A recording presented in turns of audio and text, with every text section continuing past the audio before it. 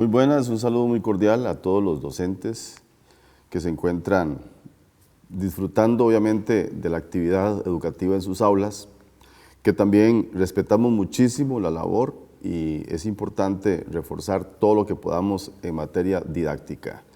Para esta nueva temporada de matemática, enfocada un poco a la mediación didáctica para maestros o profesores de diferentes áreas, nos enfocamos un poquito más en la parte de polígonos, pero ya vamos a aplicarlo a la vida cotidiana.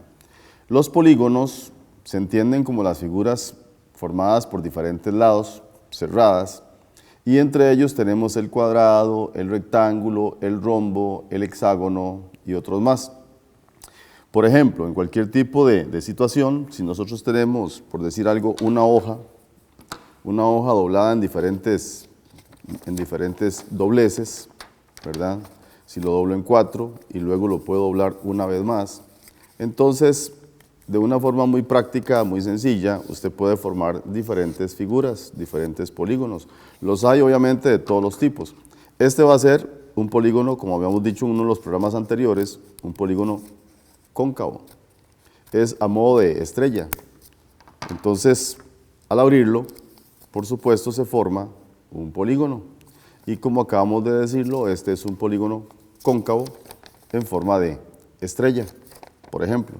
Si queremos un polígono un poco más familiar, más de acuerdo a las utilidades que uno regularmente le da, entonces, por ejemplo, podemos trazar una línea acá en forma recta,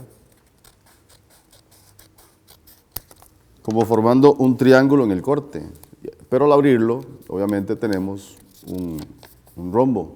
Estas son estrategias lógicamente muy válidas que se han aplicado en muchísimos foros y en muchísimas aulas, y no deja de ser importante y valioso el uso de los recortes, porque así pueden ustedes repasar todas las diferentes figuras que se pueden formar recortando el papel. Sin embargo, llega el momento donde podemos enfocarnos ya un poquito más en materia de los polígonos aplicados a la vida cotidiana. Los polígonos van a aparecer en la división de terrenos, en la medición de terrenos, donde es importante conocer no solamente el frente de un terreno, el fondo de un terreno, sino también de conocer la condición de las aguas. Hay situaciones propiamente de aguas del terreno, donde si hay muchísimas fuentes de agua, no se va a poder construir ahí. Hay una serie de condiciones y de estudios que deben manejarse. Por esa razón es que hay lineamientos del Colegio Federado de Ingenieros y Arquitectos que regulan precisamente no solamente las construcciones, sino los planos que se diseñan para construir en diferentes áreas. Hay terrenos dedicados a la agricultura, hay terrenos dedicados a la infraestructura, hay terrenos dedicados a las urbanizaciones, etc. Ustedes los van a poder visualizar a lo largo de estos programas. Digo estos programas porque en esta nueva temporada nos vamos a enfocar en una línea tratando de darle continuidad a 1, 2 o 3 programas. Hoy vamos a tratar distancia entre puntos, perímetros, áreas, fórmulas. Entre las fórmulas vamos a trabajar el teorema de Pitágoras, la fórmula de Herón y por supuesto, si estamos hablando de distancia entre puntos y vamos a representarlos en un plano cartesiano, por ejemplo, el plano de los dos ejes, el eje horizontal y el eje vertical, entonces vamos a trabajar precisamente ese detalle. Trabajaremos entonces el plano cartesiano y tenemos que destacar a René Descartes, que es uno de los destacados en materia de geometría analítica, que posteriormente tendrá muchísima utilidad a lo largo del estudio de las matemáticas. Sin más por el momento, vamos a entrar directamente de lleno al uso del plano cartesiano. En este primer programa, simplemente vamos a enfocarnos en el plano cartesiano en sí. El plano cartesiano es un diseño que se forma a través de dos ejes, uno horizontal y otro vertical, ¿ok? Estos ejes ya van a tener nombre específico. El eje horizontal lo vamos a identificar como el eje X y el eje vertical como el eje Y. Así se van a llamar a lo largo de toda la geometría analítica o a lo largo de todo el estudio de las líneas y segmentos o polígonos que se puedan dibujar en esta estructura. Acá, por ejemplo, tenemos representados algunos puntos. Tenemos este punto. Este punto se identifica con dos valores. Un valor que se obtiene de la X con respecto al eje X, que en este caso sería -4, y un valor que se obtiene del eje Y, que en este caso sería el 3. Lo que regularmente hacemos nosotros para entender este procedimiento es que subimos líneas verticales a partir del valor asignado en el eje X. En este caso subimos líneas, vamos subiendo líneas y llegamos al punto de referencia. Igualmente lo mismo hacemos con el punto correspondiente en dirección al 3 en el eje Y. Entonces ubicamos el 3 en el eje Y y las líneas que me relacionan el 3 con el punto son estas.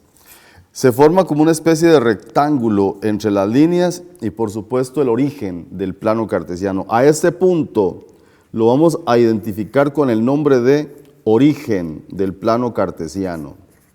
¿Ok? A los puntos normalmente los vamos a identificar con letras mayúsculas. Por decir algo, a este vamos a identificarlo con la letra A mayúscula. Pero la estructura que va a permitirme referir a este punto va a ser indicar en una figura formada por dos paréntesis y una coma en medio que el valor del X es -4 y se pone de primero. Y el valor asociado es el 3 y se pone de segundo. Algo muy importante, el plano cartesiano va a estar ubicando los valores de la siguiente manera. Al lado derecho del origen van a estar los números positivos. Al lado izquierdo del origen van a estar los números negativos. Igualmente hacemos con el eje Y. Del origen hacia arriba vamos a ubicar valores positivos y del origen hacia abajo vamos a ubicar valores negativos. Esta estructura tienen que entenderla claramente y dominarla. Hay cosas en matemática, hay conceptos, hay elementos en matemática que deben focalizarse.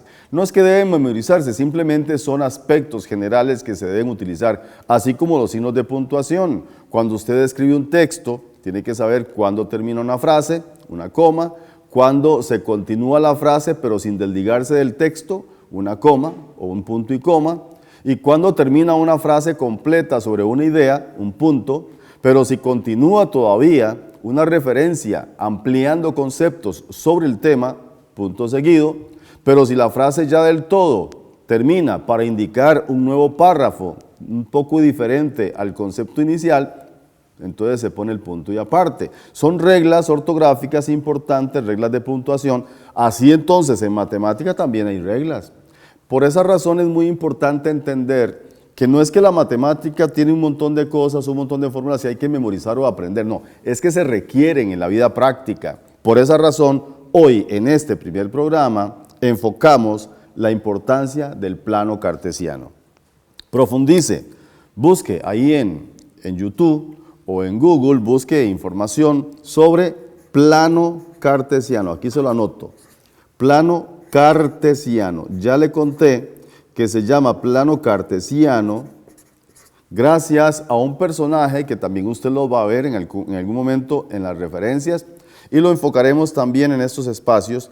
Un señor muy destacado precisamente en esta área y conozca quién era René Descartes. René Descartes, uno de los destacados matemáticos que enfocan el uso del plano cartesiano para una de las habilidades importantes, la geometría analítica. ¿De acuerdo? Esto es lo correspondiente a este primer bloque.